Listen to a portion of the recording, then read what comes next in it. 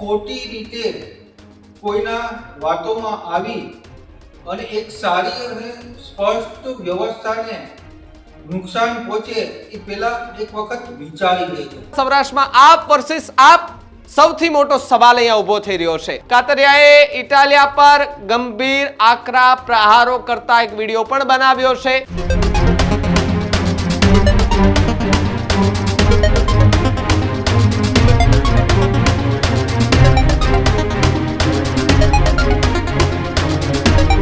સમાચાર સૌરાષ્ટ્રની રાજનીતિને લઈને સામે આવી રહ્યા છે કે જ્યાં શું ખરેખર આમ આદમી પાર્ટી વર્સિસ આમ આદમી પાર્ટી થઈ રહ્યું છે, શું ખરેખર આમ આદમી પાર્ટીની અંદર આંતરિક વિખવાદ છે।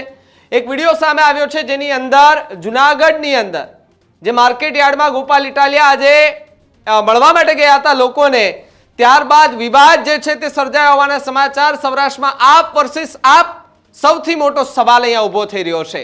આમ આદમી પાર્ટીમાં શું ખરેખર વિખવાદ કે વિવાદ ચાલી રહ્યો છે?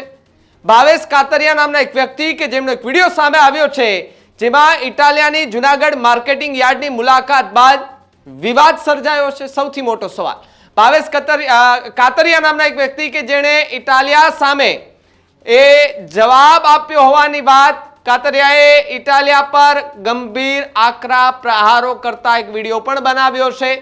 જુનાગઢ જિલ્લા આમ આદમી પાર્ટીના પૂર્વ પ્રમુખ એ કાતરિયા રહી ચૂક્યા છે અને જો અત્યારની વાત કરવામાં આવે તો ઇટાલિયાની માર્કેટિંગ યાર્ડની મુલાકાત બાદ સૌરાષ્ટ્રનું રાજકારણ ગરમાયું છે। સૌરાષ્ટ્રમાં વર્સિસ આપ જોવા મળી રહ્યું છે। સાથે જ આમ આદમી પાર્ટીના એક નેતાએ આમ આદમી પાર્ટીના જ એક ધારાસભ્ય સામે હવે મોરચો માંડ્યો છે અને એવું પણ કહ્યું છે કે ગોપાલભાઈ ઇટાલિયા ખેડૂતોને ગુમરાહ કરે છે। હવે તમે વિચાર કરો કે એક જ પાર્ટીના બે નેતાઓ એક નેતા વિશે કહે, સ્વાભાવિકપણે લોકમુખે એવું ચર્ચાય કે આંતરિક વિખવાદ ચરમસીમાએ પહોંચી ગયો છે।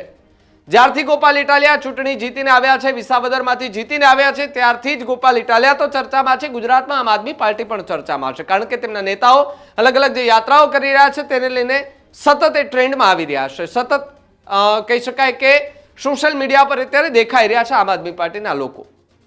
ગ્રાઉન્ડ પર જોવા જઈએ તો ત્યાં આમ આદમી પાર્ટીના લોકો એ ગેડ વિસ્તારમાં જોવા મળે છે, અલગ અલગ વિસ્તારોમાં જોવા મળે છે, પરંતુ આંતરિક વિખવાદ એનું શું? એના માટે આમ આદમી પાર્ટીના દિગ્ગજ નેતાઓ શું કરે છે? રાષ્ટ્રીય સંયોજક અરવિંદ કેજરીવાલ બધા જ ગુજરાત પ્રવાસે આવે છે તો એ લોકોને શું ખરેખર વિવાદ કે વિખવાદ દેખાતો હશે કે નહીં દેખાતો? એ સૌથી મોટો સવાલ। પરંતુ કાતરિયાનો જે વિડીયો છે તેની અંદર તેમણે ઇટાલિયા સામે સૌથી મોટા સવાલ ઉભા કર્યા છે। શું કહ્યું કાતરિયાએ? આવો સાંભળીએ।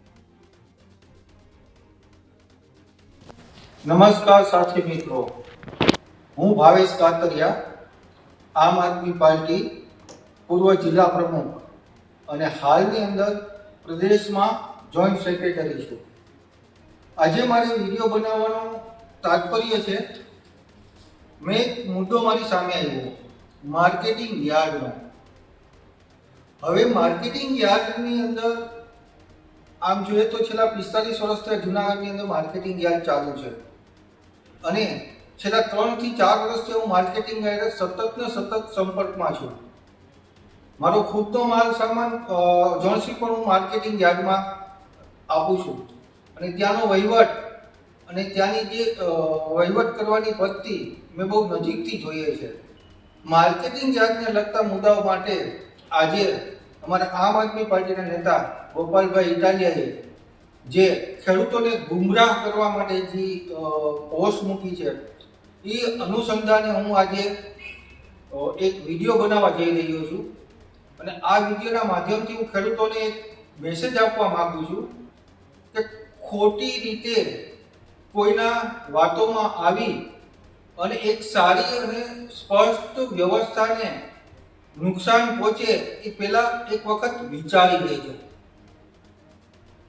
હવે વાત છે જુનાગઢ માર્કેટિંગ યાર્ડની, તો જુનાગઢ માર્કેટિંગ યાર્ડમાં મેં બહુ નજીકથી જોઉં છું અને નજીકથી મેં એની વહીવટની પારદર્શકતા જોયેલી છે અને એના વહીવટનું મેં આરટીઆઈ પણ કરેલી છે આ બાબતથી। પણ છેલ્લા 3 વર્ષથી જે 500 કરોડનું ટર્નઓવર હતું એ આજે 1200 કરોડ છે અને અહીંના વેપારીઓની જે વહીવટી પારદર્શિકતા છે એ વહીવટી પારદર્શિકતા પણ બહુ સ્પષ્ટ અને સારી છે.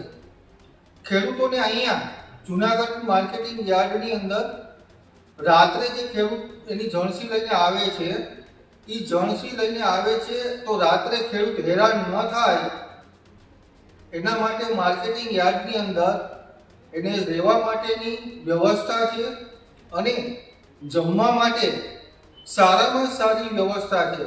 તમે કલ્પના નહીં કરી શકો, 30 રૂપિયાની થાળી ખેડૂતોને જમાડે છે જુનાગઢ માર્કેટિંગ યાર્ડ.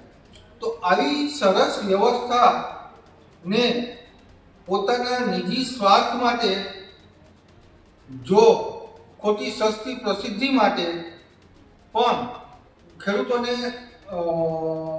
ગુમરાહ કરવા મારી દ્રષ્ટિએ યોગ્ય નથી.